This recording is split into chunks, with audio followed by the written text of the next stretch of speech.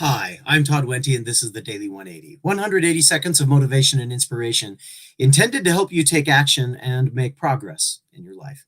This is episode 444 of the Daily 180, and today we're going to be continuing our series of V words by talking about the word vroom. All right, now there's probably somebody out there going, okay, Todd, that's not really a word. That's a comic book sound effect that's thrown onto pages to try and give an indication of sound in a silly children's comic book. That's not really a word.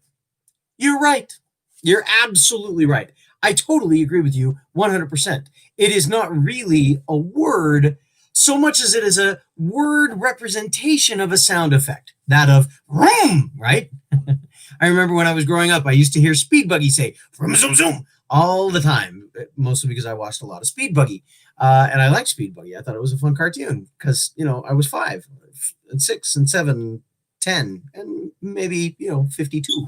But I enjoyed Speed Buggy. But I enjoyed the cartoon.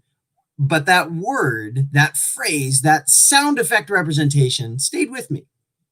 As I grew older, I started to notice this idea of sound, especially the sound that an engine makes, as being one that, especially here in the United States, is representative of power, of absolute intimidation. Right? I remember watching the Fast and the Furious the first time, and the two cars, whichever two cars they were, lining up beside each other, the revving of engines, and you hear the vroom vroom all over the place. Right? And as I've continued to mature, I hear that happen a lot. Kids in the neighborhood with brand new cars. Sometimes kids in the neighborhood with not so brand new cars. Everybody wanting to rev their engines and make sure that everybody knows that they've got power under that hood and that they can probably do anything they want. They can smoke you in a contest. They can smoke you in a competition. They can go fast. Maybe they can. But what's the point of making all of that sound and fury if we never release the brakes? One of the most interesting things that I have ever seen is an individual who is so concerned with the sound their car makes, but not as concerned with how well their car moves from point A to point B. Right now, I've got a car that's not terribly impressive. It's a 4-door sedan.